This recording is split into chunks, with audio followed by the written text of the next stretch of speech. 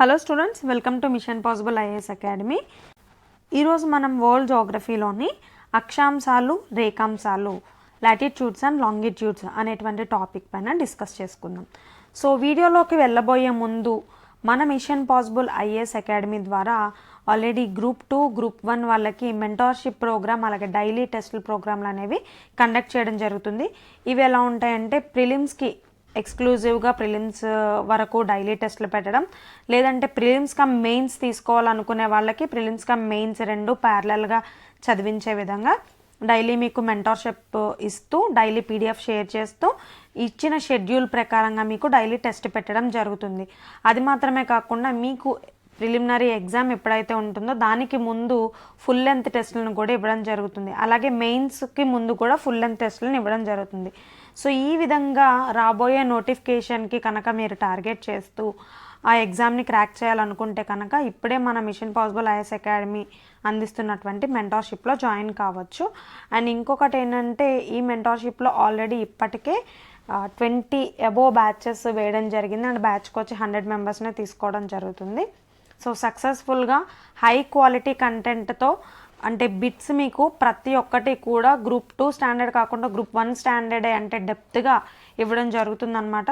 So that మీకు ఏమవుతుందంటే అంత కష్టమైన క్వశ్చన్స్ని సాల్వ్ చేయడం అలవాటు చేసుకుంటే కనుక మీకు గ్రూప్ 2లో ఎలాంటి క్వశ్చన్ అడిగినా కూడా ఆన్సర్ చేయగలిగేలా మీరు తయారవుతారనమాట. అది మాత్రమే కాదు, మీరు ఏ సబ్జెక్ట్లో లో ఉన్నారు, ఏ సబ్జెక్ట్లో ఎట్లా చదువుతున్నారు అనేటువంటి పర్ఫార్మెన్స్ని అసెస్ చేయడం కూడా జరుగుతుంది. దానికి అనుగుణంగా మీకు గైడెన్స్ టిప్స్ అనేవి ఇవ్వడం జరుగుతుంది. అది మాత్రమే కాకుండా ప్రతిరోజు ర్యాంకింగ్ని కూడా అనౌన్స్ చేస్తున్నాం కాబట్టి మీరు అసలు కాంపిటేటివ్లో ఎక్కడున్నారు, మిగిలిన వాళ్ళతో మీరు ఏ విధంగా పోటీ పడుతున్నారు అనేది ఏ రోజుకు ఆ రోజు తెలుసుకోవడమే కాకుండా మీలో పోటీతత్వం మరింత పెరుగుతుందన్నమాట. సో ఈ ప్రోగ్రాంలో జాయిన్ అవ్వాలనుకునే వాళ్ళు డిస్క్రిప్షన్లో ఇచ్చిన నెంబర్ ద్వారా కానీ లేదంటే ప్లేస్టోర్లో యాప్ డౌన్లోడ్ చేసుకోవడం ద్వారా కానీ యాప్ లింక్ ద్వారా కానీ మీరు కోర్సులో జాయిన్ అవ్వచ్చు అనమాట.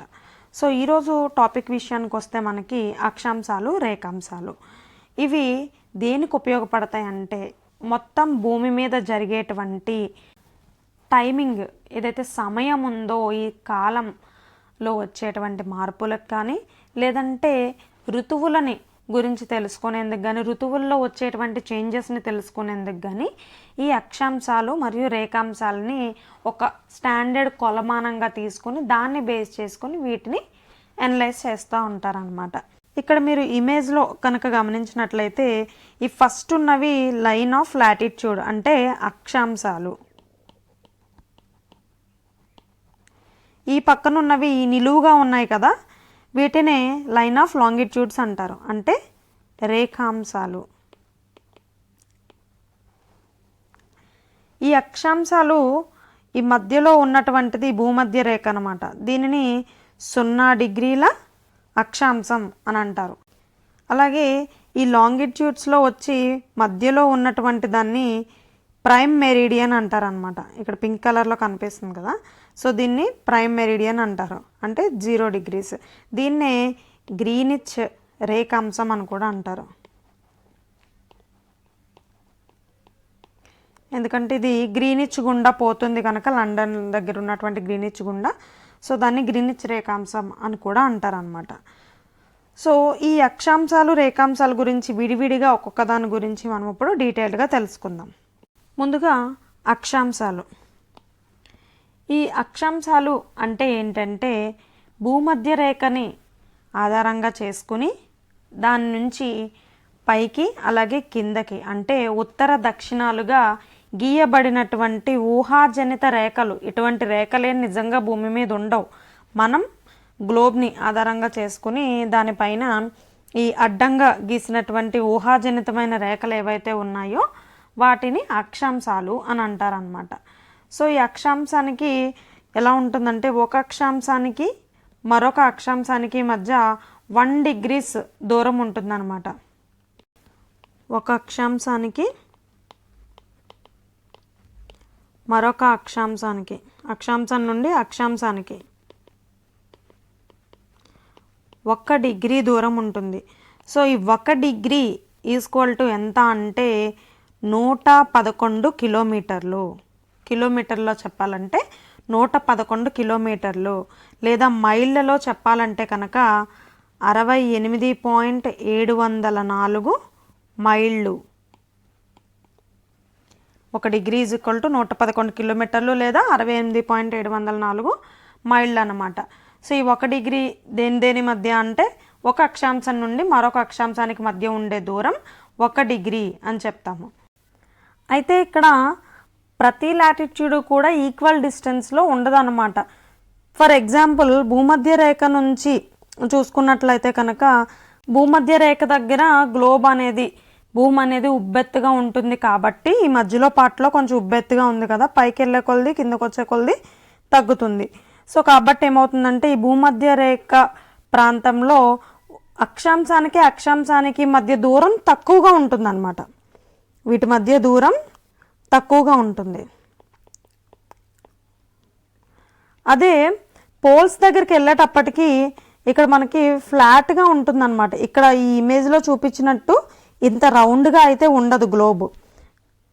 పోల్స్ దగ్గర కాస్త ఫ్లాటన్గా ఉంటుందన్నమాట, చదునుగా ఉంటుంది గ్లోబ్ అనేది. సో ఇలా బల్జ్ అయినట్టు నొక్కినట్టు ఉంటుందన్నమాట. సో దానివల్ల ఏమవుతుందంటే పోల్స్ దగ్గరికి వెళ్ళే కొలది లాటిట్యూడ్కి మధ్య దూరం పెరుగుతుందన్నమాట.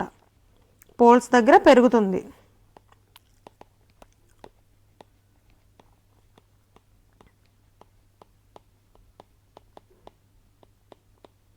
ఓకే, ఈ పోల్స్ వద్ద దూరం అనేది పెరుగుతుంది. సో దీని ప్రకారంగా మామూలుగా ఓవరాల్గా చూసుకుంటే 1 degree is equal to 111 kilometres అని చెప్పుకున్నాం. అదే ధృవాల వద్దకు వెళ్ళేటప్పటికి ఎంత అవుతుందంటే 1 డిగ్రీ అంటే లాటిట్యూడ్కి మధ్య దూరం ఎంత అవుతుందంటే 111.699 కిలోమీటర్స్ అవుతుందన్నమాట. చాలా స్వల్పమైనటువంటి మార్పు కనిపిస్తుంది. పోల్స్ దగ్గరే ఎక్కువ ఉంటుంది, భూమధ్య రేఖ దగ్గరే డిస్టెన్స్ తక్కువ ఉంటుంది. ఇది గుర్తుపెట్టుకోండి, కన్ఫ్యూజ్ అవ్వద్దు. ఈ భూమధ్య రేఖ అంటే ఏంటి? భూమిని కనుక 2 సమాన అర్ధ భాగాలుగా విభజిస్తే అంటే ఉత్తర ధ్రువం ఏదైతే ఉందో ఉత్తర ధ్రువం, అలాగే దక్షిణ ధ్రువం కింద ఏదైతే ఉందో సౌత్ పోల్ దక్షిణ ధ్రువం, ఈ రెండింటి నుంచి సమాన దూరంలో వస్తే గనక మధ్యలో ఈ రెండింటికి మధ్యలో ఉన్నటువంటి పాయింట్నే భూమధ్య రేఖ అని అంటాం అన్నమాట. సో ఈ 0 డిగ్రీస్ ఈక్వేటర్ లైన్ ఏదైతే ఉందో లాటిట్యూడ్, దీన్నే గ్రేట్ సర్కిల్ అని అంటారు. గ్రేట్ సర్కిల్ అని అంటారు. అదేవిధంగా ఈ నార్త్ పోల్ అలాగే సౌత్ పోల్ దగ్గర ఇది ఏదైతే ఉందో ఈ సర్కిల్ని స్మాల్ సర్కిల్ అని అంటారు. సో భూమధ్య రేఖ చుట్టూ గీయబడినటువంటి 0 డిగ్రీల వెంబడి గీయబడినటువంటి ఈ లాటిట్యూడ్ని గ్రేట్ సర్కిల్ అంటారు. అలాగే ధృవాల దగ్గర ఉండేటువంటి దాన్ని స్మాల్ సర్కిల్ అని అంటారు అన్నమాట. ఇది భూమధ్య రేఖ అనేది భూమిని 2 సమాన అర్ధ భాగాలుగా విభజిస్తుంది. సో దాంట్లో పైనుండే భాగాన్ని ఉత్తరార్ధగోళం అంటారు.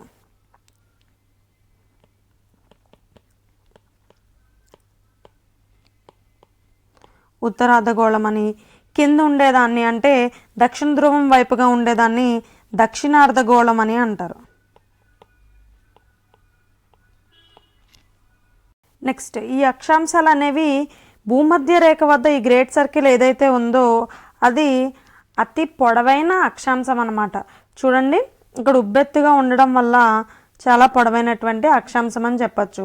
అలాగే ధృవాల వైపుకి వెళ్ళే కొలది అక్షాంశం యొక్క సైజ్ అనేది తగ్గుతుంది, అంటే లెంత్ తగ్గుతుంది అనమాట. అక్షాంశాల మధ్య దూరమేమో 2 అక్షాంశాల మధ్య దూరమేమో ధృవాల వైపుకి వెళ్ళే కొలది పెరుగుతుంది. అక్షాంశాల పరిమాణం అంటే చూడండి, మీరు ఇక్కడ ఇమేజ్లో గమనిస్తే కనుక ఈ మధ్యలో 0 డిగ్రీస్ వద్ద ఉన్నటువంటి గీత ఏమో చాలా పొడవుగా ఉంది. దాంతో పోల్చుకుంటే దాని తర్వాత ఉన్నటువంటి గీత కొంచెం తక్కువగా ఉంది. దానికంటే 23.5 డిగ్రీల రేఖ ఉంది కదా, అది ఇంకా తక్కువగా ఉంది. దానికంటే 66.5 డిగ్రీలది ఇంకా తక్కువగా ఉంది. 90 డిగ్రీస్ది ఇంకా తక్కువగా ఉంది అనమాట. అంటే ఈ సైజ్ అనేది తగ్గుతూ వస్తుంది. సో ఇట్లా వస్తుంది అనమాట. భూమధ్య రేఖ నుంచి ధృవాల వైపుకి వెళ్ళే కొలది అక్షాంశాల యొక్క పరిమాణం తగ్గుతుంది, కానీ వాటి విలువలు పెరుగుతాయి. విలువలు ఏంటి? ఈ పెద్ద అక్షాంశం ఏదైతే చెప్పుకుంటున్నాం గ్రేట్ సర్కిల్ అని భూమధ్య రేఖ, దాని యొక్క విలువ ఎంత? 0 డిగ్రీలు. పైకి కానీ కిందకి కానీ వెళ్ళే కొలది దాని యొక్క విలువలు పెరుగుతాయని చెప్పుకుంటున్నాం. అంటే 0 డిగ్రీలు. దాని తర్వాత మనకి ప్రధానంగా వచ్చేటువంటి మధ్యలో చాలా అక్షాంశాలు ఉంటాయి. కానీ మనకి ప్రధానమైనటువంటివి ఏంటంటే భూమధ్య రేఖ, కర్కట రేఖ, మకర రేఖ, ఆర్కిటిక్ సర్కిల్, అంటార్కిటిక్ సర్కిల్, ఉత్తర ధ్రువం, దక్షిణ ధ్రువం. సో వాటి యొక్క విలువలు చూసుకున్నట్లయితే కనుక భూమధ్య రేఖ తర్వాత ఉత్తరం వైపుకి వెళ్ళే కొలది వచ్చేది ఏంటంటే కర్కట రేఖ, ట్రాపిక్ ఆఫ్ క్యాన్సర్ అంటాం. దాని విలువ ఎంత అంటే 23.5 డిగ్రీలు. 23.5 డిగ్రీల ఉత్తర అక్షాంశం అంటాం అనమాట. దాన్నే ట్రాపిక్ ఆఫ్ క్యాన్సర్ అని అంటాం. అలాగే దాని తర్వాత వచ్చి మనకి ఆర్కిటిక్ సర్కిల్ వస్తుంది. దీని యొక్క విలువ ఎంత అంటే 66.5, 66.5 డిగ్రీల ఉత్తర అక్షాంశాన్ని మనం ఆర్కిటిక్ సర్కిల్ అని అంటాం. దాని తర్వాత 90 డిగ్రీల ఉత్తర అక్షాంశం, దాన్నే మనం ఉత్తర ధ్రువం అని అంటాం. అదేవిధంగా కింద కనుక దక్షిణంలో చూసుకున్నట్లయితే దక్షిణంలో కూడా 23.5 డిగ్రీల దక్షిణ అక్షాంశాన్ని మనం ట్రాపిక్ ఆఫ్ క్యాప్రికాన్ అంటాం. అంటే మకర రేఖ అంటాం. దాని తర్వాత వచ్చేది 66.5 డిగ్రీల దక్షిణ అక్షాంశం. దీన్నే మనం అంటార్కిటిక్ సర్కిల్ అంటాం. పైన ఉండేది ఆర్కిటిక్, కింద ఉండేది అంటార్కిటిక్, గుర్తుపెట్టుకోండి, అంటార్కిటిక్ సర్కిల్. అలాగే దాని తర్వాత ఉండేది 90 డిగ్రీల దక్షిణ అక్షాంశం. దీన్నే దక్షిణ ధ్రువం అని అంటాం, సౌత్ పోల్. సో వీటి పరిమాణం వచ్చేసి భూమధ్య రేఖ దగ్గర ఎక్కువగా ఉంటుంది. విలువలు వచ్చేసి భూమధ్య రేఖ నుంచి పైకి లేదా కిందకి వెళ్ళే కొలది విలువ పెరుగుతుంది, పరిమాణం తగ్గుతుంది అన్నమాట. ధ్రువాల వద్దకు వెళ్ళేటప్పటికి 2 అక్షాంశాల మధ్య దూరం అనేది పెరుగుతుంది. భూమధ్య రేఖ దగ్గర 2 అక్షాంశాల మధ్య దూరం అనేది ధ్రువాలతో పోలిస్తే కొంచెం తక్కువగా ఉంటుంది. సో మనకి భూమధ్య రేఖతో కలిపి మొత్తం ఎన్ని అక్షాంశాలు గీయబడ్డాయి అంటే కనుక 181 అక్షాంశాలు మొత్తం భూమధ్య రేఖతో కలిపి గీయబడ్డాయి అన్నమాట. అంటే ఉత్తరం వైపు అంటే ఉత్తరార్ధగోళంలో నార్దర్న్ హెమిస్ఫియర్లో 90 అక్షాంశాలు, అలాగే సదరన్ హెమిస్ఫియర్లో 90 అక్షాంశాలు సమానంగా గీయబడ్డాయి అన్నమాట. ఈ రెండింటిని వేరు చేస్తూ మధ్యలో ఉన్నటువంటి అక్షాంశం భూమధ్య రేఖ. సో 90 + 90 180 అండ్ భూమధ్య రేఖ కలిపితే 181 అక్షాంశాలు మొత్తంగా ఉన్నాయి మనకి. సో భూమధ్య రేఖ కాకుండా ఉత్తర దక్షిణార్ధ గోళాల్లో ఎన్ని అక్షాంశాలు గీయబడ్డాయి అని అడిగితే కనుక 180 అని చెప్తాం. భూమధ్య రేఖతో కలిపి లేదా మొత్తం అక్షాంశాలు ఎన్ని అంటే 181 అని చెప్పాలన్నమాట. సో ఈ అక్షాంశాలని ప్రధానంగా ప్రాతిపదికగా తీసుకుని మొత్తం ప్రధానమైనటువంటి శీతోష్ణ స్థితి మండలాలని 3 రకాలుగా విభజించారు. 3 ప్రధాన శీతోష్ణ స్థితి మండలాలు. సో వీటిలో మొదటిది వచ్చి భూమధ్య రేఖ నుంచి 23.5 డిగ్రీల ఉత్తర మరియు దక్షిణ అక్షాంశాలకి మధ్యగా అంటే tropic of cancer, tropic of capricorn ఉన్నాయి కదా. సో వీటికి మధ్యలో ఉండేటువంటి ఈ ప్రాంతం ఏదైతే ఉందో దానిని మనం ఉష్ణమండల ప్రాంతం లేదా అయనరేఖా మండల ప్రాంతం అని అంటాం అన్నమాట. ఉష్ణమండల లేదా అయనరేఖ శీతోష్ణ స్థితి అని అంటాం. బికాస్ ఇక్కడ ఏంటంటే ఉబ్బెత్తుగా ఉండడం వల్ల ఈ ఈక్వేటర్ పాస్ అవుతున్నటువంటి రీజియన్స్ ఏవైతే ఉన్నాయో ఈ 0 డిగ్రీల నుంచి 23.5 డిగ్రీల మధ్యలో ఉన్నటువంటి ప్రాంతం, వీటిపైన సూర్యకిరణాలు అనేవి నిట్ట నిలువుగా పడుతూ ఉంటాయి అన్నమాట. సో కాబట్టి అత్యధిక ఉష్ణోగ్రతలు ఇక్కడ కనిపిస్తూ ఉంటాయి. సో దీన్ని టారిడ్ జోన్ అని అంటారు అనమాట. దాని తర్వాత 23.5 డిగ్రీల ఉత్తర దక్షిణ అక్షాంశాలు ఉన్నాయి కదా. సో అక్కడ నుంచి మనకు 66.5 డిగ్రీల ఆర్కిటిక్ సర్కిల్, అలాగే కిందన అంటార్కిటిక్ సర్కిల్, వీటి మధ్యలో గల జోన్ ఏమంటారంటే ఉప ఉష్ణమండల లేదా ఉప అయనరేఖ అని అంటారనమాట. ఉప ఉష్ణమండల లేదా ఉప అయనరేఖ, దీన్నే సమశీతోష్ణ మండలం అని కూడా అంటారు. సమశీతోష్ణ మండలం యాజ్ ఇట్ ఈస్ పైన కూడా అంతే.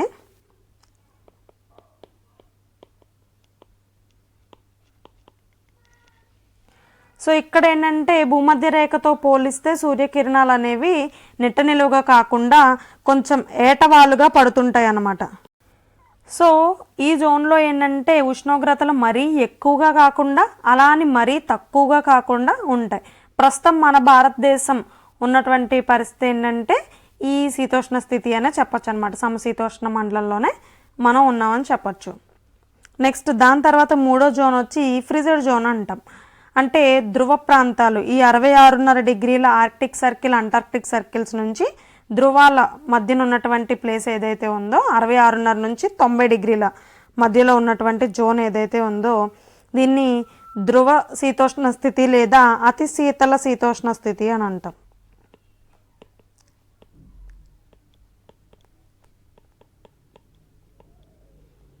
ఈ జోన్కి వచ్చేటప్పటికి పూర్తిగా ఈ సూర్యకిరణాలు అనేవి స్లాంట్గా పడుతూ ఉంటాయి అన్నమాట, ఏటవాలుగా పడుతూ ఉంటాయి. సో అసలు సూర్యరశ్మి అనేది తక్కువగా ఉండడం వల్ల ఈ ధృవాల వద్దకు వెళ్ళేటప్పటికి మంచు అధిక శాతంగా ఉండడం, సూర్యకిరణాలు తక్కువగా ఉండడం వల్ల ఆ జోన్ ఎక్కువ శాతం ఫ్రిజిడ్గానే ఉంటుందన్నమాట. అండ్ ఈ అక్షాంశాల విలువలు ఏవైతే ఉన్నాయో వీటిని కొలిచే పరికరాన్ని ఏమంటారంటే సెక్స్టెంట్ అంటారు. అక్షాంశాల ద్వారా ఏం తెలుసుకోవచ్చు అంటే భూమి మీద ఒక ప్రదేశం నుంచి ఇంకొక ప్రదేశానికి ఎంత దూరం ఉంటుందో తెలుసుకోవచ్చు.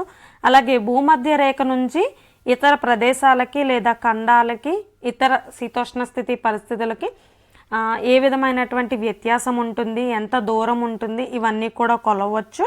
వాటికి కూడా అక్షాంశాలు ఉపయోగపడతాయి.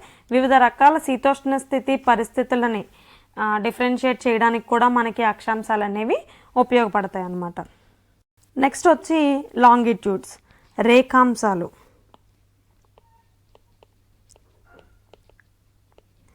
ఇవి కూడా భూమి మీద గీయబడినటువంటి నిట్ట నిలువుగా గీయబడినటువంటి ఊహాజనితమైనటువంటి రేఖలు అన్నమాట. సో వీటికి ఆధారం ఏంటి అంటే నిలువుగా భూమిని 2 భాగాలుగా చేస్తే కనుక మధ్యలో పోతున్నటువంటి రేఖాంశం ఏదైతే ఉందో, గీత ఏదైతే ఉందో ఇది లండన్లోని గ్రీన్విచ్ గుండా పోతుందన్నమాట. సో దీన్ని 0 డిగ్రీల మెరిడియన్ లేదా 0 డిగ్రీల రేఖాంశం అని అంటాం, లేదా గ్రీన్విచ్ రేఖాంశం అని కూడా అంటాం. గ్రీన్విచ్ లేదా గ్రీనిచ్ అని కూడా అనవచ్చు, గ్రీనిచ్ రేఖాంశం అని అంటాం. సో ఇలా భూమిని నిట్ట నిలువుగా కనుక 2 భాగాలుగా చేస్తే దానిలో ఈ 0 డిగ్రీల రేఖాంశం అనేది గ్రీనిచ్ రేఖాంశం, దీన్నే ప్రైమ్ మెరిడియన్ అని అంటాం అనమాట. అసలు ఈ రేఖాంశాలు దేనికి ఉపయోగపడతాయి అంటే కనుక ప్రధానంగా సమయాన్ని తెలుసుకునేందుకు, సమయాన్ని డిఫరెన్షియేట్ చేసేందుకు మనకి రేఖాంశాలు అనేవి ఉపయోగపడతాయి అన్నమాట. సో భూమధ్య రేఖను ఖండిస్తూ ఈ మధ్యలో మనకి భూమధ్య రేఖ అనేది ఉంటుంది కదా, దీన్ని ఖండిస్తూ నిట్ట నిలువుగా గీయబడినటువంటి ఉత్తర దక్షిణ ధ్రువాల గుండా ఉత్తర ధ్రువాన్ని అలాగే దక్షిణ ధ్రువాన్ని కలుపుతూ గీసారనమాట ఈ రేఖని. మనం ఇందాక భూమధ్య రేఖ గుండా గీస్తూ దాని మీద నుంచి మనకి లాటిట్యూడ్స్ లాంగిట్యూడ్స్ దాని నుంచి డిస్టెన్స్లో గీసుకుంటూ వెళ్ళారు సమాంతరంగా అని చెప్పుకున్నాం కదా, అందుకని వాటిని సమాంతర రేఖలు అని కూడా అంటారు.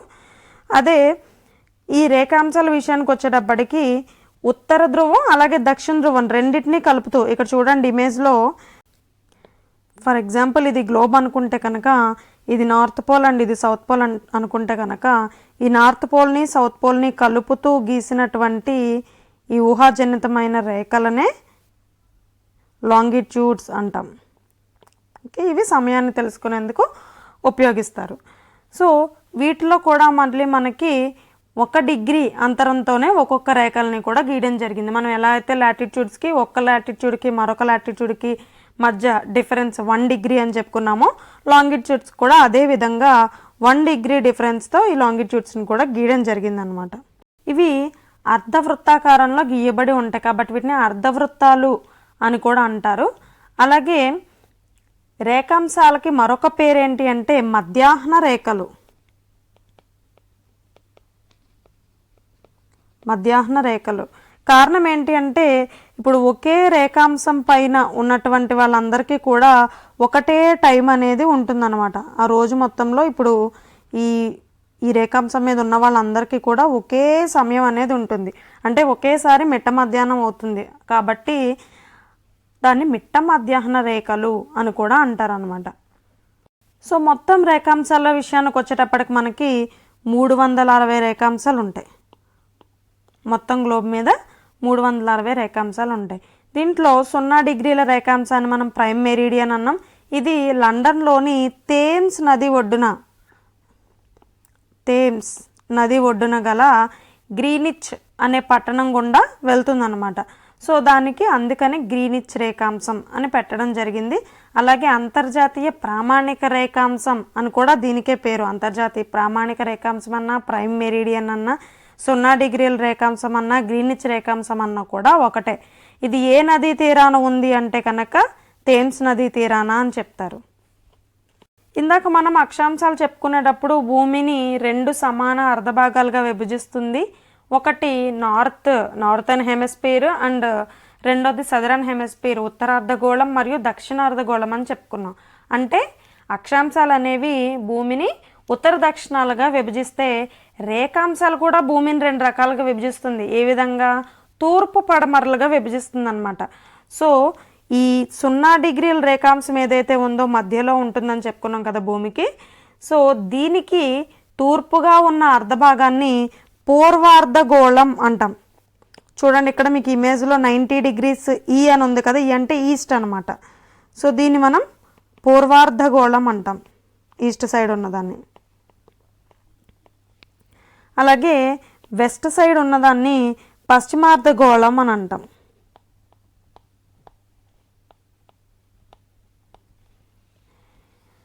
సో ఈ 0 డిగ్రీల రేఖాంశం నుంచి ఈస్ట్కి వెళ్ళే కొలది టైం అనేది ప్లస్ చేసుకుంటూ వెళ్ళాల్సి ఉంటుంది. అలాగే పడమరకి వెళ్ళే కొలది అంటే వెస్ట్ సైడ్ వెళ్ళే కొలది టైం అనేది మైనస్ చేసుకోవాల్సి ఉంటుంది. అంటే ఏంటంటే ఫర్ ఎగ్జాంపుల్ ఈ గ్రీన్విచ్ నగరం ఏదైతే ఉందో, లండన్ ఏదైతే ఉందో, ఈ లండన్లో కనుక టైం అనేది ఉదయం 5 గంటలు అయితే కనుక ఈస్ట్కి వెళ్ళే కొలది ఇది పెరుగుతూ ఉంటుంది. అంటే ముందుగానే అయిపోయి ఉంటుంది అన్నమాట ఈస్ట్లో. ఎందుకని? భూమి అనేది పశ్చిమం నుంచి తూర్పుకి తిరుగుతూ ఉంటుంది. ఈ క్రమంలో భూమి పశ్చిమం నుంచి తూర్పుకి తిరిగే క్రమంలో ఏమవుతుంది? తూర్పున మొదటగా సూర్యోదయం అయిపోతుంది. అంటే లండన్లో ఇప్పుడు ఉదయం 5 గంటలు అనుకున్నాం కదా, ఉదయం 5 గంటలు అనుకుంటే కనుక లండన్ కన్నా తూర్పున ఉన్న వాళ్ళకి ఆల్రెడీ సూర్యోదయం అయిపోయింది. సో ఫర్ ఎగ్జాంపుల్ ఇండియానే కనుక తీసుకుంటే లండన్ కంటే ఇండియా 5:30 గంటలు ముందు ఉంటుందన్నమాట. సో కాబట్టి ఇండియాలో టైం ఎంత అవుతుంది? 5 ప్లస్ మరొక 5:30 అంటే ఎంత అయింది? ఇండియాలో టైము ఉదయం 10:30 గంటలు అయింది. ఓకే, సో ఈ విధంగా తూర్పుకి వెళ్ళే కొలది టైంని కలుపుకోవాల్సి ఉంటుంది. వెరస్ లండన్ నుంచి పడమరకి వెళ్ళాలనుకోండి, ఆ పడమరలో ఉన్నటువంటి ప్రాంతం ఏదైతే ఉందో ఆ ప్రాంతానికి ఉన్నటువంటి డిగ్రీస్ని బట్టి ఎన్ని డిగ్రీస్ అయితే అంత సమయాన్ని మనం తగ్గించుకోవాల్సి ఉంటుందన్నమాట. ఉదాహరణకి 1 గంట అంటే మనకి 15 డిగ్రీలు. ఇది గుర్తుపెట్టుకోండి, ఎందుకంటే దీని మీద ఎగ్జామినేషన్లో కొంచెం మ్యాథమెటికల్గా ఉండేటువంటి క్వశ్చన్స్ చాలాసార్లు కంపల్సరీ క్వశ్చన్ అయితే వస్తుంది, రేఖాంశాల నుంచి కానీ అక్షాంశాల నుంచి కానీ. ఒకవేళ రేఖాంశాల నుంచి క్వశ్చన్ ఇస్తే కనుక మీకు 2 ప్రాంతాలు ఇచ్చి వాటి యొక్క డిగ్రీస్ ఇచ్చి ఈస్టో వెస్టో చెప్తారు. మీరు దాన్ని బట్టి ఇచ్చిన ఆప్షన్స్లో ఆన్సర్ చూస్ చేసుకోవాల్సి ఉంటుంది. సో మీరు క్యాలిక్యులేట్ చేయాలంటే అసలు 1 డిగ్రీ అంటే ఎంత, 1 గంటకి ఎన్ని డిగ్రీలు ఉంటాయని తెలియాలి. 1 గంటకి 15 డిగ్రీలు ఉంటాయి. అలాగే 1 డిగ్రీ అంటే 4 నిమిషాలు. 1 డిగ్రీ ఈజ్ ఈక్వల్ టు 4 నిమిషాలు. సో ఈ లెక్కన మీరు ఇచ్చినటువంటి అంశాన్ని క్యాలిక్యులేట్ చేయవలసి ఉంటుందన్నమాట. సో పశ్చిమంగా వెళ్ళే కొలది గ్రీనిచ్కి మైనస్ చేయాలి, టైం తగ్గుతుంది. తూర్పుగా వెళ్ళే కొలది పెరుగుతుంది. దీనికి కారణం ఏంటి అంటే భూమి పడమర నుంచి తూర్పుకు తిరగడం వల్ల తూర్పునున్న వాళ్ళకి మొదటగా సూర్యోదయం అవుతుంది, పశ్చిమన ఉన్న వాళ్ళకి లేట్గా సూర్యోదయం అవుతుంది అన్నమాట. సో ముందు అసలు గ్రీనిచ్ రేఖాంశం గురించి ఇంకొంత డీటెయిల్డ్గా తెలుసుకోవాలంటే కనుక మనం ఈ గ్రీనిచ్ రేఖాంశం అనేటువంటిది 8 దేశాల గుండా పోతుందన్నమాట. అవేంటంటే బ్రిటన్, ఫ్రాన్స్, స్పెయిన్, ఈ 3 మనకి యూరోప్లో ఉన్నాయి. అలాగే ఆఫ్రికన్ కంట్రీస్ అయినటువంటి అల్జీరియా, మాలి, బుర్కినా ఫాసో, టోగో, ఘనా, ఇవన్నీ కూడా మనకి ఆఫ్రికన్ కాంటినెంట్లో ఉన్నాయి. సో ఇలా మీకు మొత్తం ఎన్ని దేశాల గుండా అని అడగొచ్చు, లేదా యూరప్లో ఎన్ని దేశాల గుండా అని అడగొచ్చు, ఆఫ్రికాలో ఎన్ని దేశాల గుండా అని అడగొచ్చు. సో ఇట్లా నేర్చుకుంటాం బెటర్ అనమాట. అలాగే ఏ ముఖ్యమైనటువంటి పట్టణాలు లేదా క్యాపిటల్ సిటీస్ నుంచి పోతుంది అని అంటే కనుక 4 సిటీస్ని టచ్ చేస్తుంది ఇది. అవి వచ్చి లండన్, మన బ్రిటన్ క్యాపిటల్ అనమాట. నెక్స్ట్ మ్యారిటోనియా,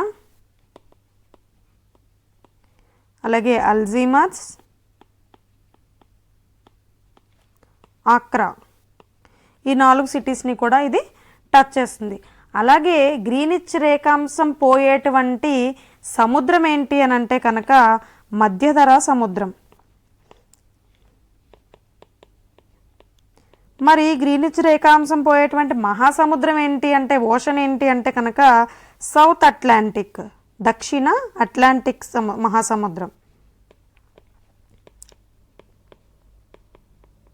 ఒకవేళ ఆప్షన్స్లో దక్షిణ అని ఇవ్వకుండా అట్లాంటిక్ అని ఇచ్చుంటే కూడా మీరు దాన్ని పిక్ చేసుకోవచ్చు. సో ఏంటంటే సముద్రం వేరు, మహాసముద్రం వేరు, ఇది గుర్తుపెట్టుకోండి. ఒకవేళ అక్కడ సముద్రం అని అడిగితే మధ్యధరా సముద్రం, మహాసముద్రం అని అడిగితే అట్లాంటిక్ సముద్రం. ఓకే. అలాగే గ్రీనిచ్ రేఖాంశం గుండా పోయేటువంటి పర్వతాలు కూడా ఉన్నాయన్నమాట, 2 పర్వతాలు. ఒకటి వచ్చి ఇటలీలోని పైరనీస్ పర్వతం, ఇది మనకి ఇటలీలో ఉంది. అండ్ రెండోది వచ్చి అట్లాస్ పర్వతం, ఇది మనకి నార్త్ ఆఫ్రికాలో ఉంది. ఓకే, ఇది గ్రీనిచ్ రేఖాంశానికి సంబంధించినటువంటి సమాచారం. నెక్స్ట్ వచ్చి మరొక ఇంపార్టెంట్ రేఖాంశం ఏంటి అంటే అంతర్జాతీయ దినరేఖ. దీన్నే 180 డిగ్రీల రేఖాంశం అని చెప్పచ్చు అనమాట. సో మనకి గ్రీన్విచ్ రేఖాంశం ఏదైతే 0 డిగ్రీలు ఉందో దానికి ఈస్ట్ వర్డ్స్ వెళ్ళే కొలది కూడా అప్ టు 180 డిగ్రీస్ రేఖాంశం వరకు ప్లస్ చేసుకుంటూ వెళ్తాము. అలాగే వెస్ట్ సైడ్కి వచ్చేటప్పటికి కూడా అప్ టు 180 డిగ్రీస్ రేఖాంశం వరకు మనకి ఉంటాయి అన్నమాట. సో ఏదైతే 180 డిగ్రీస్ రేఖాంశం ఉందో ఇది మాత్రం ఈస్ట్కి వెస్ట్కి కూడా ఒకటే ఉంటుంది. ఈస్ట్ సైడ్ ఒక 180, వెస్ట్ సైడ్ ఒక 180 ఉండదు. వెరస్ మనకి లాటిట్యూడ్స్ చూసుకుంటే కనుక 0 డిగ్రీల నుంచి మనకి 23.5, అలాగే 66.5, 90 అనేటువంటిది ఉంది కదా. ఉత్తర ధ్రువం దగ్గర 90, దక్షిణ ధ్రువం దగ్గర కూడా 90 ఉందని చెప్పుకున్నాం. మధ్యలో ఉన్నటువంటి దాన్ని 0 డిగ్రీస్ అన్నాం. ఈ 0 డిగ్రీస్ ఎలా అయితే భూమి మొత్తానికి కామన్ అని చెప్పుకున్నామో అదేవిధంగా ఈ 180 డిగ్రీస్ రేఖాంశం ఏదైతే ఉందో ఇది ఇటు ఈస్ట్ సైడ్ వాళ్ళకి వెస్ట్ సైడ్ వాళ్ళకి కూడా కామన్గా ఉంటుంది, ఒకటే 180 డిగ్రీస్ ఉంటుందన్నమాట. సో ఈ 180 డిగ్రీస్ రేఖాంశాన్ని అంతర్జాతీయ దినరేఖ అంటారు.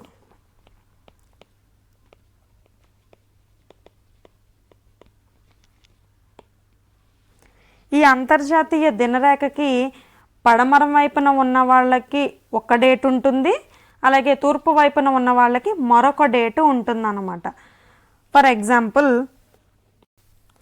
సో మ్యాప్ని కనుక మ్యాప్లా అంటే గ్లోబ్లా కాకుండా మ్యాప్లా చూసుకుందాం కాసేపు.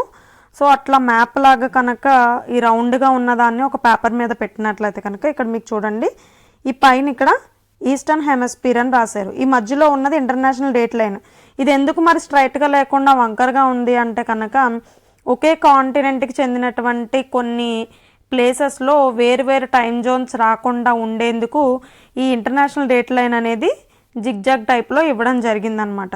సో ఇంటర్నేషనల్ డేట్ లైన్ అనేది స్ట్రైట్గా మాత్రం ఉండదు, ఇదైతే గుర్తుపెట్టుకోండి.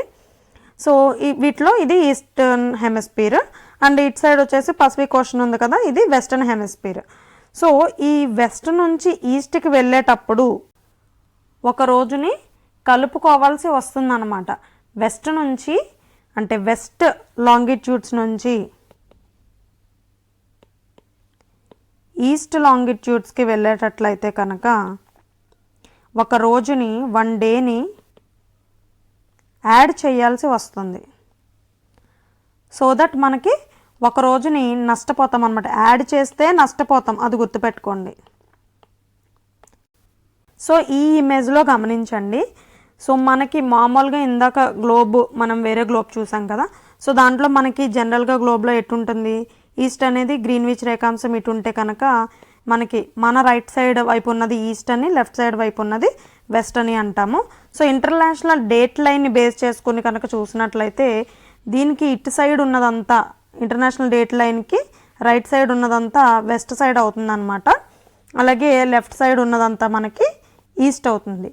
సో ఈ వెస్ట్ నుంచి ఈస్ట్కి వెళ్ళే కొలది, వెస్ట్ నుంచి ఈస్ట్కి వెళ్తే కనుక వెస్ట్లో కనుక సండే అయితే ఈస్ట్లో ఆల్రెడీ ఒకరోజు ముందు ఉంటుంది. ఎందుకని చెప్పుకుని ఈస్ట్ అంటేనే ఆల్రెడీ ముందుగా సూర్యోదయం అవుతుంది, వెస్ట్ కంటే టైం ముందుగా ఉంటుంది అనుకున్నాం కదా. సో ఈ 180 డిగ్రీల టైంకి వచ్చేటప్పటికి ఆల్మోస్ట్ 24 అవర్స్ మనకి ముందుగా ఉంటుందన్నమాట ఏది ఈస్ట్లో. కాబట్టి వెస్ట్ నుంచి ఈస్ట్కి వెళ్ళేటప్పటికి మనకి ఒకరోజు కలుపుకోవాల్సి ఉంటుందన్నమాట. మండే అంటే ఇప్పుడు ఇక్కడ మనం డైరెక్ట్ ఇంటర్నేషనల్ డేట్ లైన్ దాటేస్తే కనుక, డైరెక్ట్ ఇక్కడ నుంచి ఇక్కడికి దాటేస్తే కనుక సండే నుంచి సండే పోయి మండే వచ్చేస్తుంది అనమాట. సో అలా వచ్చేయడం వల్ల ఏమవుతుంది, ఒక రోజుని లాస్ అవుతున్నాం కదా. సండే ఈరోజు మనకి సండే పూర్తిగా ఎంజాయ్ చేయకుండానే ఈ 180 డిగ్రీస్ లైన్ దాటేయడం వల్ల మండే అయిపోయింది. సో మనకు ఒకరోజు లాస్ అయిందనమాట. సో ఇక్కడ యాడ్ చేయడం వల్ల లాస్ అవుతున్నాం ఒకరోజు. అదే ఈస్ట్ నుంచి కనుక వెస్ట్కి దాటితే కనుక, క్రాస్ చేస్తే కనుక, ఈస్ట్ నుంచి ఈస్ట్ లాటిట్యూడ్స్ ఏవైతే ఉన్నాయో దాని నుంచి ఇంటర్నేషనల్ డేట్ లైన్ని క్రాస్ చేస్తాం అనుకుందాం. అలా క్రాస్ చేస్తే కనుక ఆల్రెడీ మండే జరుగుతున్న వాళ్ళు మరలా సండేలోకి వెళ్ళిపోవాలి. వాళ్ళకి సండే అయిపోయింది ఆల్రెడీ, ఈస్ట్ లాటిట్యూడ్లో ముందు రోజే సండే అయిపోయింది, ఆల్రెడీ మండే వచ్చింది. కానీ ఈ లైన్ దాటడం వల్ల ఏమైంది, మరలా వాళ్ళు సండే ఎంజాయ్ చేయవలసి వస్తుంది అనమాట. అంటే సండే మళ్ళీ వాళ్ళకి తిరిగి వస్తుంది. సో కాబట్టి ఏమవుతుంది, ఒకరోజు వాళ్ళకి కలిసి వచ్చినట్టే, ఇంకొక రోజు అదనంగా ఇంకో సండేని ఇంకో మండేని ఎంజాయ్ చేయడానికి వాళ్ళకి అవకాశం దొరుకుతుంది. కాబట్టి ఈస్ట్ నుంచి కనుక వెస్ట్కి వెళ్ళడం వల్ల ఏమవుతుంది అంటే, మైనస్ చేయడం వల్ల, ఒక రోజుని మైనస్ చేయడం వల్ల ఏమవుతుందంటే ఒకరోజు యాడ్ అవుతుంది, వాళ్ళకి ప్లస్ అవుతుంది అనమాట, ఒకరోజు కలిసి వస్తుంది.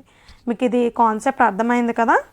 డిగ్రీస్ ఈ రేఖాంశం అనేది ఏదైతే ఉందో ఇది మనకి ఎక్కువగా దీవుల గుండా వెళ్తుందన్నమాట, పసిఫిక్ మహాసముద్రంలోని దీవుల గుండా. సో అవేంటంటే ఏలూషియన్, అలాగే టోంగా, తువాలు, ఫిజీ, కిరిబాటి, ఈ దీవుల గుండా వెళ్తుంది. అలాగే ఇది క్రాస్ చేసేటువంటి స్ట్రైట్ ఏంటి అంటే కనుక బేరింగ్ స్ట్రైట్, బేరింగ్ జలసంధి, బేరింగ్ జలసంధి గుండా మనకి ఈ అంతర్జాతీయ దినరేఖ డేట్ లైన్ అనేది పోతుందన్నమాట. మనకి లాటిట్యూడ్స్ లాంగిట్యూడ్ విషయానికి వచ్చేటప్పటికి ఇండియన్ జియోగ్రఫీ చదువుకునేటప్పుడు మనం లాటిట్యూడ్స్ లాంగిట్యూడ్స్ మళ్ళీ చదువుకుంటాము. కానీ ఇక్కడ మీకు ఒక చిన్న ఐడియా ఇవ్వడం కోసం చెప్తున్నాను అనమాట. సో ఇండియా వచ్చి లాటిట్యూడ్స్ పరంగా చూసుకున్నట్లయితే కనుక ఏదైతే మనం టెంపరేట్ జోన్ అని అనుకున్నామో, అంటే సమశీతోష్ణ మండలం అనుకున్నామో ఆ మండలంలో ఉంది. ఇండియా గుండా మనకి వెళ్ళేటువంటి రేఖ ఏంటి అంటే కనుక ట్రాపిక్ ఆఫ్ క్యాన్సర్, 23.5 డిగ్రీల అక్షాంశం ఏదైతే ఉందో అది భారతదేశం గుండా పోతుంది. అందులో ఏ ఏ నగరాల గుండా పోతుంది, ఏ ఏ రాష్ట్రాల గుండా పోతుంది అనేది మనం ఇండియన్ జియోగ్రఫీలో భాగంగా చదువుకుంటాము. అండ్ అలాగే ఏ లాంగిట్యూడ్ ఇండియా గుండా వెళ్తుంది అంటే కనుక చాలా లాంగిట్యూడ్స్ ఉంటాయి. అయితే ఇండియాలో మధ్య భాగాన్ని ప్రామాణికంగా, ఏదైతే గ్లోబ్లో మనకి గ్రీనిచ్ని మధ్య భాగంగా ప్రామాణికంగా తీసుకున్నారో అదేవిధంగా ఇండియాలో ఒక స్టాండర్డ్ టైంని తీసుకోవాలి. కాబట్టి అలా సెంటర్గా ఇటు ఈస్ట్ ఇండియాకి అలాగే వెస్ట్ ఇండియాకి కూడా వీలుగా ఉండేలాగా మధ్య భాగాన్ని తీసుకున్నట్లయితే కనుక 82.5 డిగ్రీల తూర్పు రేఖాంశాన్ని, ఇండియా పూర్వార్ధగోళంలో ఉంది, ఈస్టర్న్ హెమిస్ఫియర్లో ఉంది. అలాగే లాటిట్యూడ్స్ పరంగా తీసుకున్నట్లయితే నార్దర్న్ హెమిస్ఫియర్ ఉత్తరార్ధగోళంలో ఉంది. సో 82.5 డిగ్రీల తూర్పు రేఖాంశం అనేది ఇండియన్ స్టాండర్డ్ టైం అన్నమాట.